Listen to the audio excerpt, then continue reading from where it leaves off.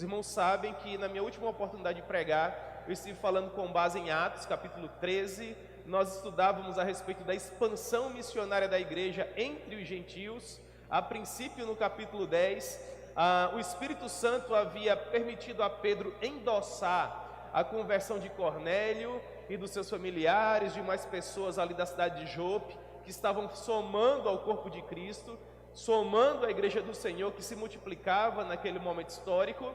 E a partir de então, com a chancela apostólica, a igreja primitiva, compreendendo que os gentios também faziam parte da família de Cristo, finalmente nós tivemos o princípio das chamadas viagens missionárias, a expansão da igreja do Senhor além mares.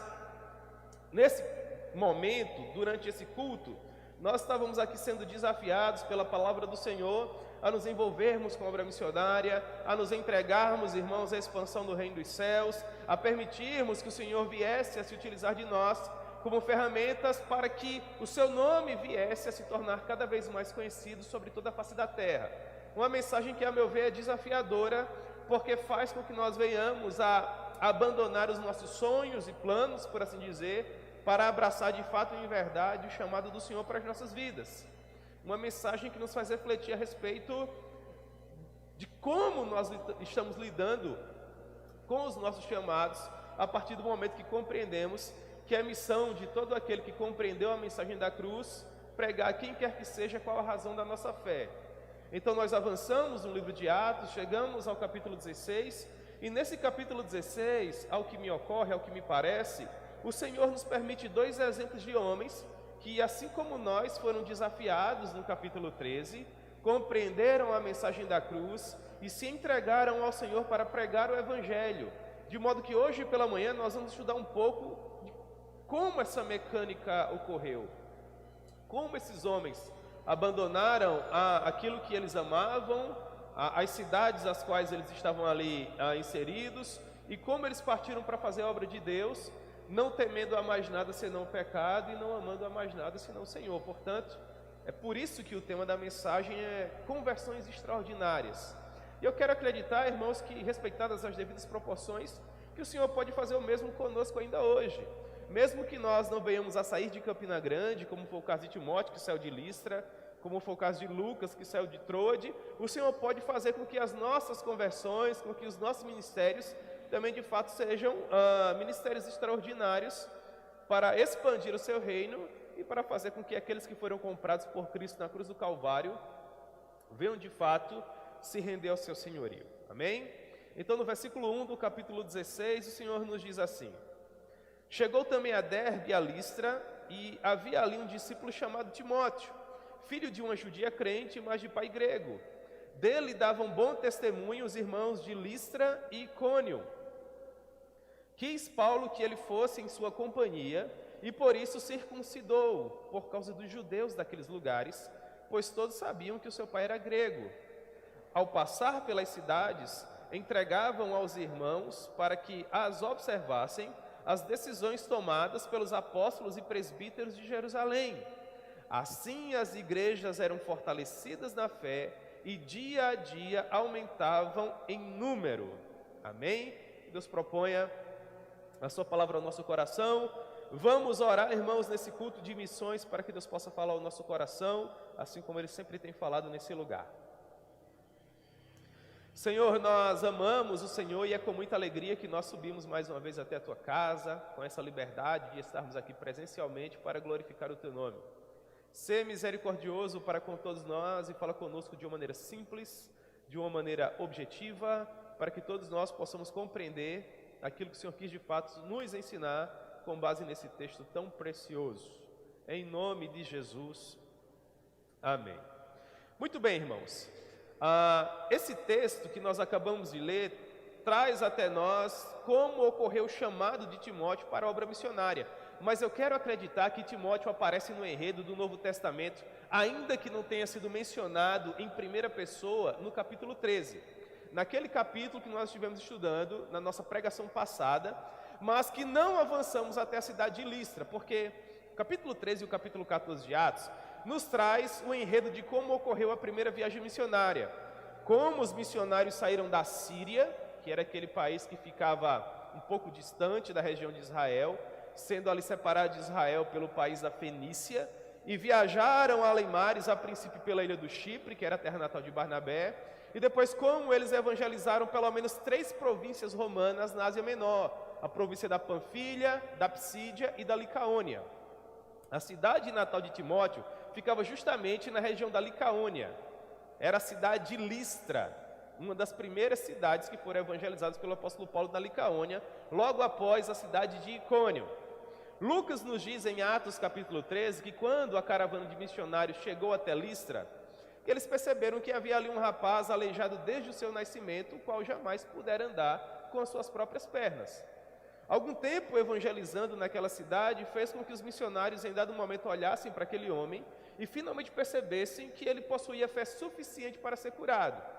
Então o Espírito Santo, se utilizando do apóstolo Paulo, faz com que ele se aproxime daquele homem e por meio de uma palavra de autoridade dada pelo Senhor, o apóstolo impõe as mãos sobre ele e agora ele percebe finalmente que as suas pernas estavam aperfeiçoadas e ele podia caminhar com as próprias pernas. Percebam que milagre extraordinário. Portanto, aquele homem que nunca tivera a oportunidade nem ao menos de ficar em pé, visto que a sua deficiência era tamanha, agora se encontrava não apenas de pé, mas ele caminhava e ele pulava, alegrava-se na presença do Senhor, e a alegria que contagiou aquele homem foi tão singular, e ele utilizou as suas pernas de uma maneira tão preponderante naquele momento, que chamou a atenção de toda a cidade, porque todas as pessoas que passavam, observavam que aquele homem vivia aleijado desde seu nascimento e não tinha condições de andar, mas agora ele pulava e saltava e glorificava o nome do Senhor, como que se por toda a sua vida ele tivesse tido a oportunidade de usar as suas pernas de tão bem que ele estava utilizando. Portanto, são alguns milagres e não apenas um. Vocês lembram que quando nós éramos crianças, estávamos dando os nossos primeiros passos, a dificuldade que nós tínhamos de equilibrar o centro de massa, de colocarmos uma perna após a outra para caminharmos. Esse homem nunca havia se colocado de pé, mas o milagre não apenas aprumou as suas pernas, mas também lhe deu condições de andar. Porque mesmo nunca tendo tido a oportunidade de usar as pernas, ele andava e ele pulava e ele corria, e não é coisa tão simples fazer isso. Para quem nunca fez, por óbvio, aquilo chamou a atenção da cidade. Havia uma antiga lenda na cultura da região da Licaônia, que dizia que há alguns séculos atrás, os deuses do panteão grego, leia-se Zeus e Hermes, na mitologia latina, na mitologia dos romanos, eles são conhecidos como Júpiter e Mercúrio. Eles haviam visitado a cidade de Listra, mas eles não haviam sido bem tratados pelos moradores de Listra. Então eles permitiram que uma praga terrível viesse a assolar a cidade e muitas pessoas perderam as suas vidas.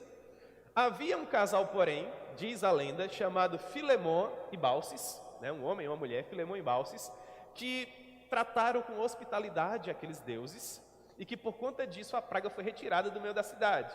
E aquele casal, temendo que aquilo viesse a acontecer mais uma vez, espalhou a história de que aquilo havia acontecido e que se porventura os deuses voltassem a visitar a cidade de Listra, que eles de fato deveriam ser bem tratados para evitar todo aquele sofrimento.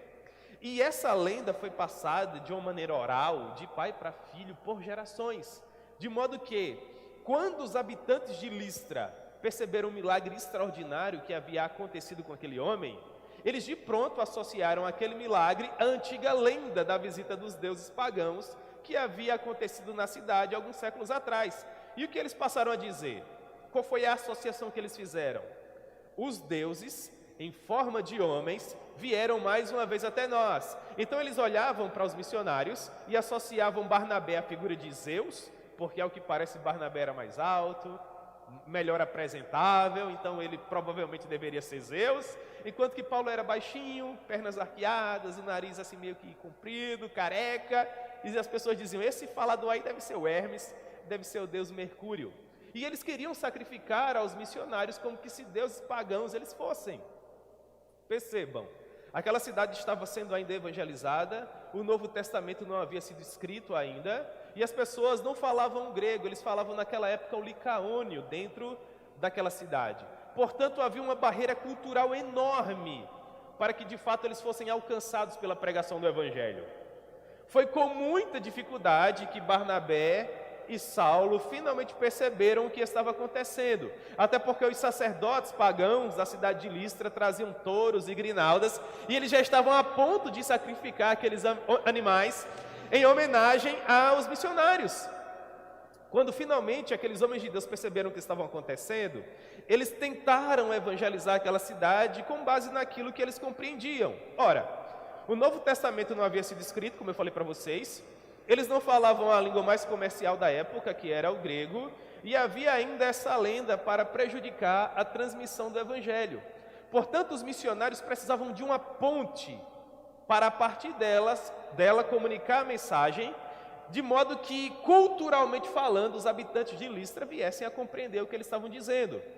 Portanto, de uma maneira muito inteligente, os missionários concluíram que havia algo que permeava todas as culturas espalhadas sobre a face da terra e que manifestava a glória de Deus da mesma forma e com a mesma proporção.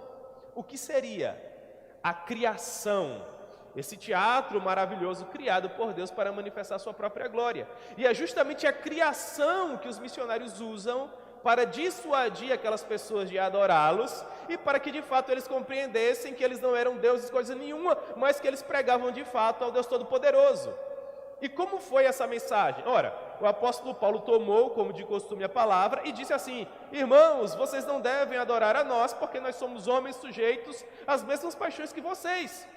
E que, no entanto, vos anunciamos ao Deus vivo, que fez a terra, os céus, os mares e tudo o que neles há, que a princípio permitiu que os povos andassem por seus próprios caminhos, mas que, contudo, não se deixou sem testemunho de si mesmo, beneficiando-vos com chuvas e enchendo de paz e de alegria o vosso coração. E foi ainda com muita dificuldade que eles conseguiram fazer com que as pessoas compreendessem o que eles estavam dizendo. Vocês percebem como a obra missionária é, de certa forma, difícil quando nós estamos fora da nossa cultura? Porque quando nós estamos fora da nossa cultura, a língua que é falada não é a nossa língua. As coisas que possuem valores para nós, às vezes não possuem os mesmos valores para aquelas pessoas que estão nos ouvindo. E há toda uma barreira para a comunicação do Evangelho. De modo que nós precisamos, de fato, de muita graça e de muito poder do Espírito Santo para comunicar a mensagem de forma que a mensagem venha transformar a realidade daquelas pessoas. Para que o Espírito Santo tenha plenas condições de se manifestar ali e transportar os pecadores do império das trevas para o reino do Filho, do amor do Senhor Jesus. Portanto, perceba que os habitantes de Listra ficaram profundamente chateados. Mas esses homens não são deuses? E, no entanto, fazem milagres extraordinários. Enfim, ficaram muito tristes. Alguns outros judeus que eram provenientes da cidade vizinha, a cidade de Icônio, que Paulo havia acabado de evangelizar, chateados pelo fato de muitos judeus haverem se convertidos ali, viajaram até Listra. E eles aproveitaram que os moradores de Listra já estavam chateados pelo fato de Barnabé e Saulo não serem deuses pagãos, coisa nenhuma, e incitaram, encorajaram os habitantes de Listra a apedrejarem o apóstolo Paulo. E foi justamente isso que aconteceu. Uma turba ensandecida se levantou, apedrejaram ao homem de Deus e, quando entenderam que ele já estava sem vida, o jogaram fora da cidade. Lucas nos diz que um grupo de pessoas que haviam se convertido ao longo das pregações de Paulo acompanharam o seu corpo inerte, ao que parece sem vida, e fizeram uma espécie de semicírculo ali, observando aquele homem sangrando, completamente depauperado, como produto das pedradas que ele havia sofrido há pouquíssimo tempo atrás. Quem sabe as pessoas olhassem para Paulo e elaborassem da seguinte maneira: mas será que essa é a recompensa de um homem apaixonado pelo Senhor? Esse homem pregava o Evangelho com tamanha evidência e Deus não o livrou dessa situação atroz? Será que essa é a recompensa para todos os missionários que são enviados para falar desse Jesus que morreu crucificado fora dos muros de Jerusalém? E enquanto as pessoas especulavam a respeito dessas questões, que seriam óbvias, então, aquele homem começa a mexer-se. E ele abre os olhos, e ele procura orientar-se. E aquilo causa uma verdadeira comoção em todas as pessoas que estavam ali, que observavam tudo aquilo. Daí a pouco ele se levanta, e ele retira o sangue dos olhos, cospe o restante dos dentes que haviam permanecido na boca, olha para aquelas pessoas e pergunta assim: mas para que lado fica a cidade?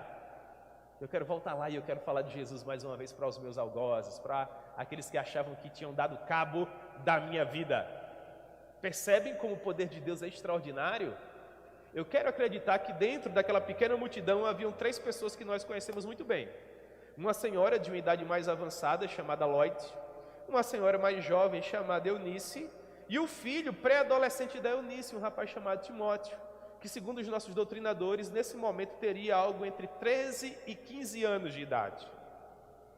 Muito provavelmente o comportamento do apóstolo Paulo deve ter chamado a atenção de Timóteo de uma maneira extraordinária. Por quê? Porque se em Atos capítulo 13, quando Paulo foi apedrejado, Timóteo não é nem mesmo mencionado, em Atos capítulo 16, que é o texto que nós acabamos de ler, ele aparece como um grande homem de Deus. No intervalo de quanto tempo? 2 anos, de Atos capítulo 13 para Atos capítulo 16, 2 anos se passam, a gente sai do ano 47, quem sabe princípio do ano 48, e agora estamos no ano 50. E quando você faz a leitura do capítulo 16, você vai perceber que Paulo e Silas chegaram também a Derbe e a Listra, cidades da Licaônia que eles haviam evangelizado na primeira viagem. E havia ali um discípulo, ou seja, um seguidor do Senhor Jesus. Se ele era discípulo é porque ele tinha ouvido o evangelho. E se Paulo foi um missionário pioneiro em Listra, ele provavelmente só pode ter ouvido o evangelho pregado pelos lábios de Paulo. Qual era o nome dele? Timóteo. A mãe dele era crente, mas o seu pai era gentio. Mas a respeito dele, versículo 2, todas as pessoas davam um excelente testemunho, tanto em sua cidade natural, que era Listra, quanto na cidade vizinha, que ficava a 32 quilômetros de distância, chamada Icônio. O que dá a entender que Timóteo não apenas pregava o evangelho em Listra, mas naturalmente, com um intervalo muito curto de tempo, ele viajava até Icônio e pregava o evangelho ali também. E as pessoas diziam, esse rapaz é apaixonado por Jesus. E eu fico imaginando qual seria o teor da mensagem pregada por Timóteo, porque não haviam seminários. O que mais vai se aproximar de um seminário aconteceria ainda alguns anos depois, que seria justamente quando Paulo chegasse à cidade de Éfeso e por 2 anos permanecesse ali ensinando teologia, mas até então toda a transmissão era oral. Esse rapaz havia ouvido o evangelho de uma maneira muito rápida 2 anos atrás. Todas as cenas que ele havia observado haviam impactado de uma maneira muito forte a sua vida. E a impressão que ele recebeu após a partida do apóstolo Paulo é de que valia a pena, inclusive, sofrer danos em sua própria vida por amor àquela mensagem. Porque nada haveria de impedir que as pessoas que apedrejaram a Paulo viessem a apedrejar aquele garoto também. Porque a mensagem que ele estaria pregando seria a mesma. Portanto, perceba que às vezes as desculpas que nós damos para não nos envolvermos mais com a obra de Deus não eram as desculpas que Timóteo usava. Porque às vezes nós falamos que somos muito jovens ainda, ou que não temos o conhecimento necessário, ou que não estamos tão bem preparados, ou que há pessoas melhores que nós para fazermos aquela coisa em especial, ou que nós deveríamos nos tornar mais maduros na fé para finalmente alçarmos voos mais altos no que diz respeito a responsabilidades no reino. E aqui nós temos um adolescente que teria de fato todas essas desculpas, mas que não usa nenhuma delas, e prega o evangelho, e se torna um dos homens de Deus mais conhecidos na região da Licaônia. Quando o apóstolo Paulo ouve a respeito do testemunho desse rapaz, ele de pronto o convida para se tornar também missionário junto com ele. Até porque nós queremos pessoas apaixonadas por Jesus nos auxiliando, né, irmãos? E Paulo foi conversar com a família de Timóteo para convidá-lo a se tornar missionário.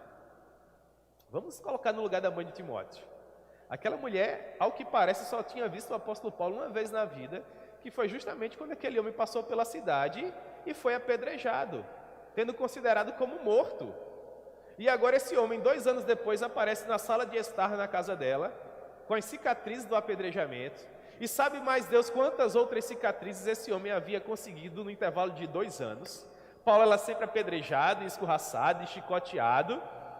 E agora esse homem se encontrava na sala daquela mulher, pedindo a ela permissão para levar o filho dela embora, para que ele viesse se tornar missionário, quando aquele rapaz estava na idade de fazer o Enem, por exemplo, de ingressar na universidade, de conseguir uma profissão, de encaminhar sua vida profissionalmente falando, conhecer uma moça, casar-se, constituir família.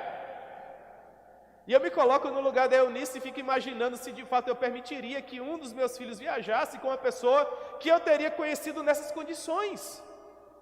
Porque a coisa mais óbvia, nos colocando no lugar dessa mulher, seria perguntar assim para Paulo: mas o que o meu filho vai comer? E o que o meu filho vai beber? E o que o meu filho vai vestir? E quando é que eu vou ver o meu filho novamente? E muito provavelmente o apóstolo Paulo responde a essa mulher com uma única frase.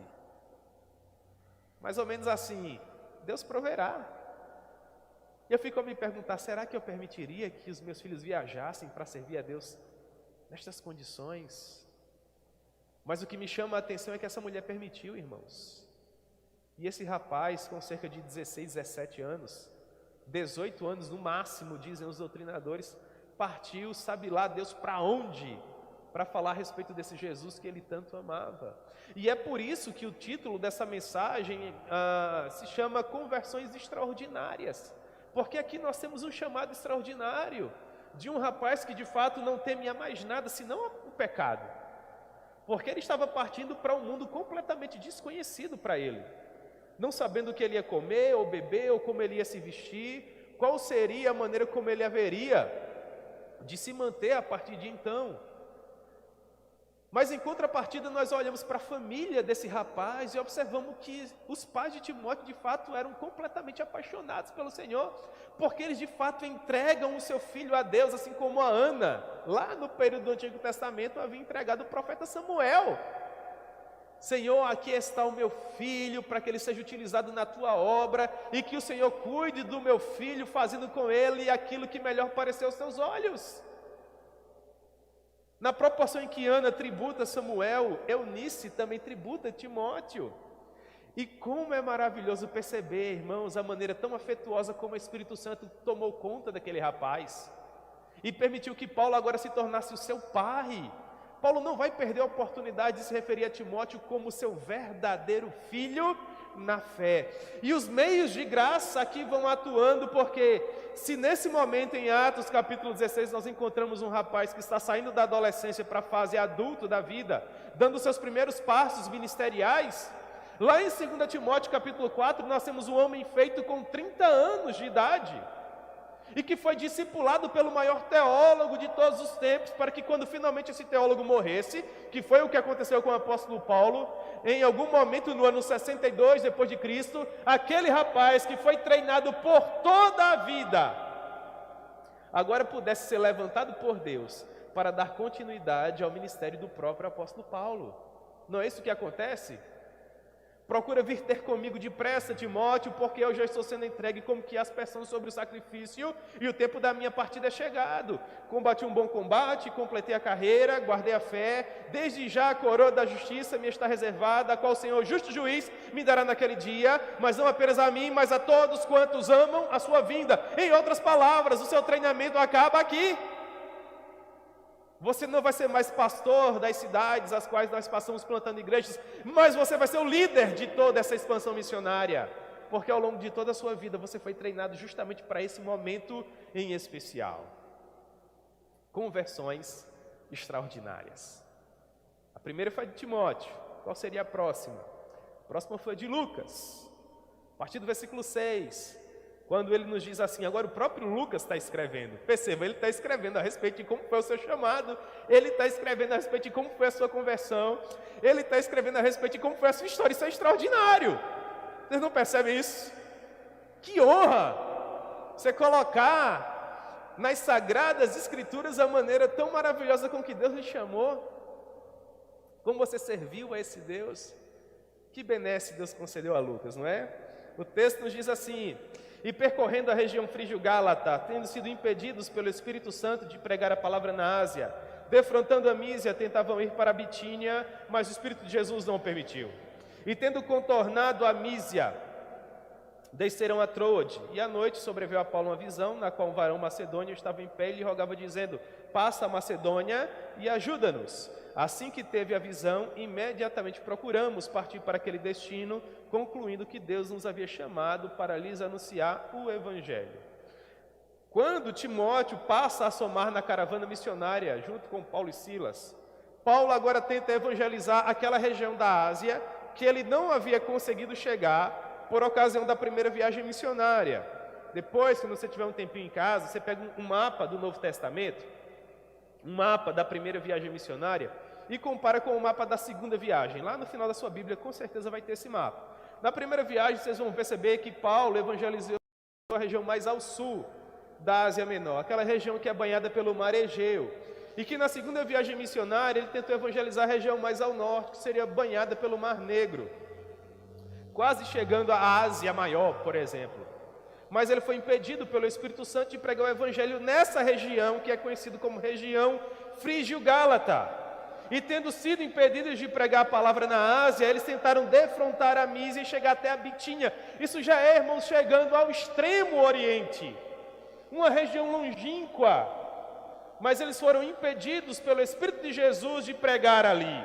Portanto, percebam, não é que os missionários se tornaram pessoas mudas, ou que eles não eram recebidos nas cidades, ou que eles estavam sendo cerceados no seu direito de pregar. Absolutamente. Eles estavam pregando e se esforçando para alcançar aquelas pessoas, mas eles sentiam como se Deus não estivesse abençoando a mensagem. Eu costumo comparar esses 3 versículos de Atos capítulo 16, do verso 6 ao verso 8, com aquilo que aconteceu com as carruagens dos egípcios dentro do Mar Vermelho.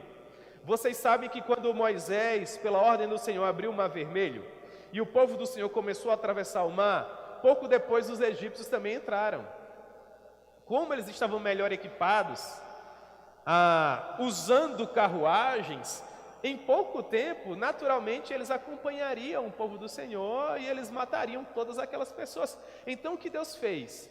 Moisés nos diz que Deus improperou as carruagens dos egípcios. Significa dizer que as rodas das carruagens ficaram quadradas? Não, irmãos. Deus dificultou a viagem deles. Deus fez com que mesmo sob carruagens, eles não encontrassem melhores condições de alcançar o povo de Deus. Eu quero acreditar que foi justamente isso que aconteceu aqui, porque Paulo era um pregador excelente, um homem cheio com o Espírito Santo, bem motivado, apaixonado pela obra, mas a sensação que nós temos é que Paulo pregava e que as coisas não aconteciam da maneira como haviam acontecido na primeira viagem. E Paulo, que já tinha uma pequena experiência, imaginava assim, mas o que está acontecendo? Porque as coisas não fluem. Nós usamos muito esse termo, não é? As coisas não estão fluindo, as coisas não estão acontecendo. Talvez se você já teve a oportunidade de pregar, ou de ministrar louvores, ou de discipular e evangelizar, você já tenha sentido essa mesma coisa. Você ora e você se prepara, estuda aquela mensagem, coloca tudo no seu esboço, e previamente na sua mente, pelo fato de você haver se preparado, você acha que tudo vai acontecer de uma maneira muito graciosa. Mas ocorre, irmãos, que Deus não lhe concede aquela unção de costume, Deus não lhe abre as portas da palavra, para usar um termo do apóstolo Paulo, e você sente como que se a coisa não houvesse fluído da maneira como você gostaria. Isso é uma coisa muito natural de acontecer, eu não sei por que acontece, mas infelizmente acontece. Talvez tenha sido isso o que de fato tenha acontecido aqui. Então Paulo, ele adia a expansão missionária no norte da Ásia, e ele retorna todo o caminho e se hospeda na cidade de Troade. Por que a cidade de Troade? Porque Troade era uma cidade estratégica. Ela ficava bem no meio daquela viagem para todas as pessoas que queriam sair do Oriente e ir até o Ocidente, ou queriam sair do Ocidente e ir até o Oriente. Todo mundo tinha que passar por Troade. Era uma cidade portuária, cosmopolita, uma cidade opulenta. E Paulo ficou ali porque quando de fato Deus dissesse, Paulo, eu te quero em determinado lugar, bastava ele pegar um navio e ele chegaria com facilidade a qualquer lugar do mundo a partir de Troade. Paulo sempre era um homem muito estratégico. Nós precisamos também de boas estratégias para fazer a obra de Deus. Permanecendo em Troade, Paulo não ficou calado, não tenho dúvidas. Ele estava em Troade, mas ele estava ativo, evangelizando, pregando, falando a respeito do amor do Senhor Jesus. E algumas pessoas, por óbvio, receberam a Cristo como Salvador e passaram a fazer parte da família de Deus. Até que finalmente, num dia em especial, Paulo teve uma visão em que um varão macedônio, versículo 9, se colocava de pé e lhe rogava dizendo, passa a Macedônia e ajuda-nos. Agora Paulo estava mais uma vez orientado. Deus improperou a viagem missionária na região norte da Ásia, porque Deus não queria ganhar aquela região naquele momento. Aquela região seria ganhada depois, seria alcançada depois. Onde é que Deus queria os missionários? No continente europeu. As missões agora deixavam o Velho Oriente e agora iam para o Antigo Mundo, para a Europa, para alcançar aqueles que eram mais opulentos, aqueles que eram mais abastados. Paulo queria uma província romana, Deus queria um continente. Você percebe como os caminhos do Senhor são mais excelentes, como os caminhos do Senhor são mais prodigiosos. Uma das pessoas que foram alcançadas por Paulo em Troade, enquanto ele pregava o Evangelho, esperando a orientação do Senhor, foi justamente Lucas. Porque conforme nós estudamos em algumas pregações atrás, quando você faz um estudo do versículo 6 até o versículo 10, você percebe que o tempo verbal da narrativa muda. Do versículo 6 até o versículo 9 é sempre: eles percorreram a região frígio-gálata, eles foram impedidos pelo Espírito Santo de pregar. Versículo 7, eles defrontavam a Mísia, eles tentavam ir para a Bitínia. Ou seja, o narrador, quem está escrevendo a história, está fora da história. Mas no versículo 10 ele diz assim: assim que teve a visão, imediatamente procuramos. Quem procurou? Nós procuramos. Então quem está escrevendo a história agora passa a fazer parte dela. Os irmãos compreendem isso? O que significa dizer que Lucas estava em Troade, que ele residia naquela cidade, ele clinicava ali, ele era médico ali, mas ele foi alcançado pela mensagem pregada pelos missionários, e agora, assim como Timóteo, ele estava abandonando todo o conforto que a medicina poderia lhe oferecer em Troade, e estava partindo para pregar o Evangelho, sabe Deus onde? Assim como Timóteo. Você percebe como uma conversão assim é também uma conversão extraordinária? Como não deve ter sido difícil para Lucas abandonar tudo aquilo que ele havia construído em Troade, toda a fortuna que a família dele havia investido para que ele viesse se tornar médico, para que finalmente ele deixasse tudo aquilo para trás, amando ao Senhor Jesus, sentindo no coração o desejo de pregá-lo a todas as etnias espalhadas por toda a face do planeta Terra.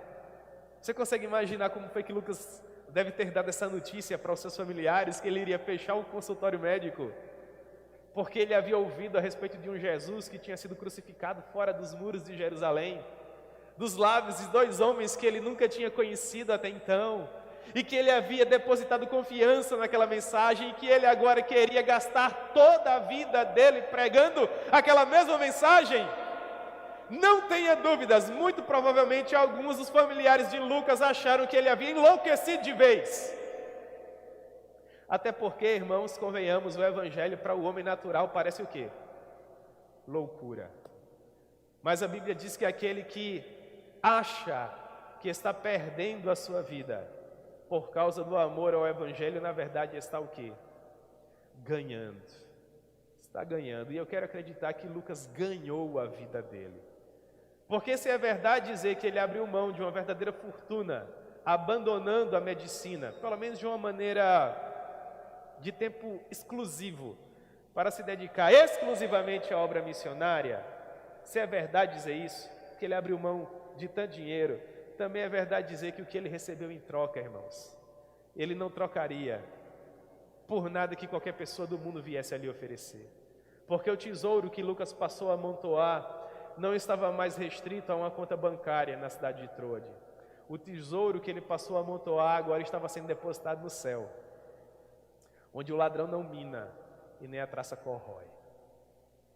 E quando nós analisamos a história da vida desse homem ao longo de todo o Novo Testamento, nós percebemos de fato que a vida de Lucas valeu muito a pena.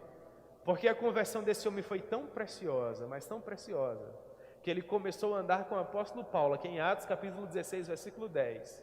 E quando nós chegamos aos dias finais da vida do apóstolo Paulo, em 2 Timóteo capítulo 4, a partir do versículo 11, o que Paulo vai nos dizer, irmãos, é de tocar profundamente o nosso coração. Porque a perseguição em Roma havia se tornado cada vez pior, a cidade havia sido incendiada, a culpa havia sido colocada sobre os cristãos, muitas pessoas estavam perdendo as suas vidas de uma maneira terrível. E Paulo vai dizer que dentro daquele contexto, onde tanto sangue estava sendo derramado, que muitos homens preciosos estavam abandonando a obra de Deus. Ele diz: porque Demas, tendo amado o presente século, me abandonou, partindo para a Galácia, para a Dalmácia. Tito foi para a Galácia, mas Lucas permanece comigo. Ou seja, Lucas permaneceu ao lado do homem que o ganhou para Jesus até o final da sua vida, sendo utilizado por Deus para, no primeiro momento, escrever o Evangelho, que leva o seu nome, mas no segundo momento continuar escrevendo o livro de Atos dos Apóstolos, que é justamente o documento que nós estamos estudando ao longo dessas pregações aqui. Duas pessoas, Timóteo e Lucas, dois momentos históricos diferentes. Um era adolescente, o outro era um médico formado. Mas em ambos os casos, nós temos dois exemplos de homens muitíssimo apaixonados pelo Senhor Jesus, que abriram mão de muitas coisas preciosas em suas vidas, para poderem se dedicar ao Senhor de fato e em verdade. O que nós aprendemos com isso? Que todo aquele desafio que nós estudamos no capítulo 13, nos foi provado que pode ser cumprido no capítulo 16. E que a mesma coisa o Senhor espera de nós. Talvez nós não tenhamos que deixar os nossos empregos em Campina Grande, ou abandonar a nossa cidade para servir o Senhor em qualquer outra cidade da Paraíba, ou quem sabe de qualquer lugar do mundo. Mas eu quero acreditar que essa mesma paixão o Senhor procura ainda hoje em nós. Essa mesma entrega, essa mesma motivação, para que dentro da nossa geração o Senhor ainda escute pessoas que possam lhes responder assim quando Ele perguntar: a quem enviarei? E quem há de ir por nós? Que eu e vocês também possamos dizer assim: eis-me aqui, envia-me a mim. Amém, irmãos? Que Deus aplique a sua palavra ao nosso coração.